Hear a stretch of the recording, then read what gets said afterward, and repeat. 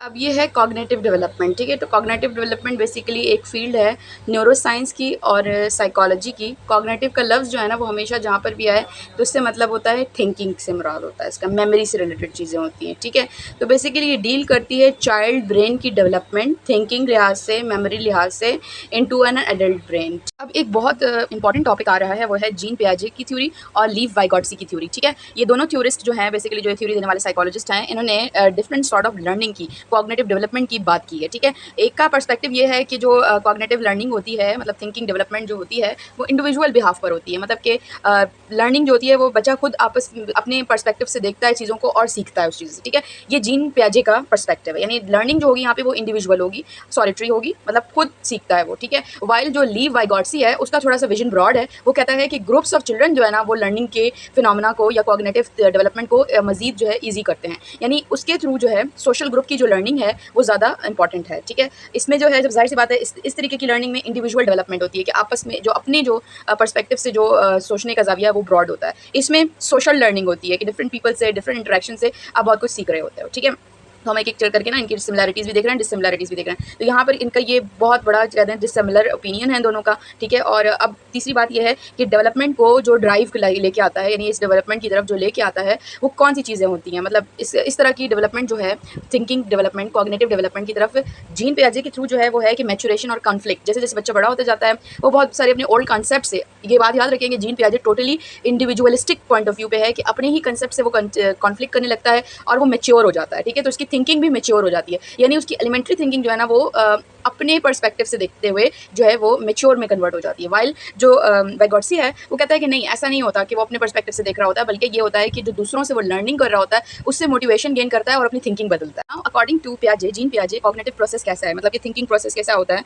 तो वो ऐसा होता है कि children will solve problem relevant to their daily lives using specific cognitive mechanism. मतलब इसमें से मुराद ये है कि पियाजे के अकॉर्डिंगली जो भी प्रॉब्लम सॉल्विंग या थिंकिंग कैपेसिटी होती है बच्चे में वो बायोलॉजिकली इनेट होती है, यानी बिल्ट इन होती है ऑलरेडी। ठीक है, वेयर एज वाइगॉट्सी कहता है ऐसा नहीं होता, वो अपने एनवायरमेंट्स के थ्रू सीखता है। अगर वो एक दफ़ा गिरता है तो दूसरी तरफ वो उस चीज़ से लर्न हो जाता है कि मैं इसे अगर मतलब मिस यूज़ करूँगा तो मैं गिर जाऊँगा। ठीक है, तो basically culture and environmental interaction से जो सीखा जाता है वो वाइगॉट्सी उसको सपोर्ट करता है कॉग्निटिव प्रोसेस को। ठीक है, अच्छा अब आ जाता है role of language. Role of language से मुराद ये है कि या थॉट पहले आएगी या बोलना पहले होगा। ठीक है, पहले सोच के बोलना है या बोल के सोचना है। ठीक है, तो पियाजे के अकॉर्डिंगली थॉट ड्राइव्स लैंग्वेज, मतलब कि आपकी जो थिंकिंग है यानी सोच के बोलता है ये वाला जो पोर्टफोलियो है। वाइल दिस जो है ये वाली थ्योरी जो कहती है कि इंसान बोलने के बाद सोचता है कि इसने क्यों बोला, क्या बोल, ऐसा नहीं बोलना चाहिए था। ठीक है, तो ये it is language drives thought. ठीक है, आपकी लैंग्वेज जो होती है ना वो आपकी थॉट को प्रोवोक कर रही होती है। सही है, और इसमें अगर चाइल्ड एक्टिविटीज़ की बात करें कि इन दोनों थ्योरी में से कौन सा चाइल्ड ज़्यादा एक्टिव होगा, जो अपने पर्सपेक्टिव से सब चीज़ों को रिजॉल्व कर रहा है वो, या जिसको सोशल फीडबैक भी मिल रहा है वो, तो बेसिकली जो है ना जो चाइल्ड जो है पियाजे के अकॉर्डिंगली उसकी एक्टिविटीज़ लेवल ये होगा कि वो अपना जो एक्टिविटी का लेवल है, माइंड की थिंकिंग कैपेबिलिटी है, उसको मेंटेन करना चाहेगा उसके इक्विलिब्रियम को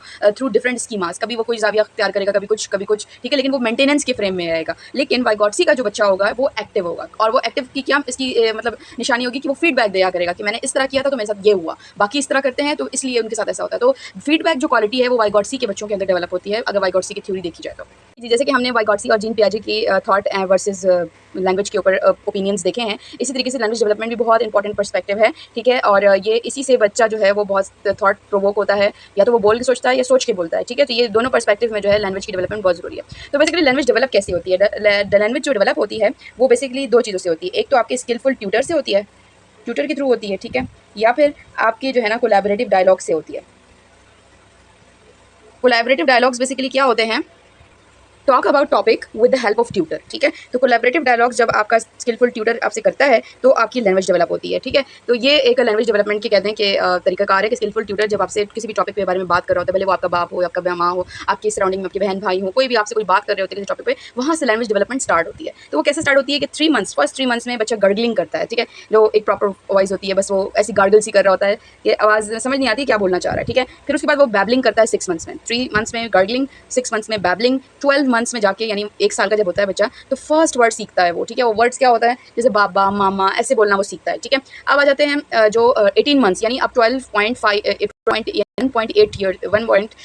हो गए आप। तो ये जो है तकरीबन वो 5 से 40 वर्ड पर डे सीखता है। तो ये मंथ्स हिसाब है। अब क्या होता है कि ईयर्स में अगर मंथ्स, जब 18 मंथ्स गुजर जाते हैं जिसमें वो 5 से 40 वर्ड सीख चुका होता है, फिर उसके बाद जब 2 ईयर्स की एज आती है इसकी, तो वो और डेवलपमेंट फेज में डेवलप 150 से 300 उसको तकरीबन सेंटेंस हैं वो रहता है। जो उसको थोड़ा लेवल 100,000 वर्ड्स आ जाते हैं, ठीक है, और इससे वो क्वेश्चंस पूछ सकता है, एटलीस्ट इतना उसकी कैपेबिलिटी होती है। 2,000 वर्ड्स आ जाते हैं, वो एट ईयर्स जो 4 ईयर्स का वर्ड होता है, इसमें एटलीस्ट वो 5+ सेंटेंसेस को जो है वो कर लेता है, ठीक है, जो है वो आराम से कर लेता है। 5 ईयर्स का जब होता है तो उसको बोलने की पूरी सलाहियत होती है, वो पूरा सही बोल। तो here is a socio cultural application in life. Basically Vygotsky की थ्योरी आप जैसे जानते हैं कि वो ज़्यादा सोशल इंटरेक्शन को और उससे सोशल ग्रुप की लर्निंग से ज़्यादा एम्फेसाइज करता है। तो वो कहता है कि जो सोशल लर्निंग है, लैंग्वेज की लर्निंग है, वो आपको पता है ना कि आपका जो है ना स्किलफुल ट्यूटर करवाता है आपको थ्रू कोलैबोरेटिव डायलॉग्स, ठीक है। तो बेसिकली क्या होता है कि जो आपका स्किलफुल ट्यूटर है वाइगॉट्सी के नज़दीक, उसके अंदर 3 क्वालिटीज़ होती हैं, MKO, मोर नॉलेजेबल अदर्स, ठीक है। इसको क्या कहते हैं, मोर नॉलेजेबल अदर्स, यानी वो आपसे ज़्यादा नॉलेज रखता है तो इसलिए आप उससे सीखने के लिए कायल होते हैं, और आप इसीलिए उससे इंटेलेक्चुअल थिंकिंग को जो है डेवलपमेंट फेज में जाती है, ठीक है। अब वो किस मेथड्स के थ्रू जाती है उसको हम कहते हैं टूल्स ऑफ इंटेलेक्चुअल डेवलपमेंट।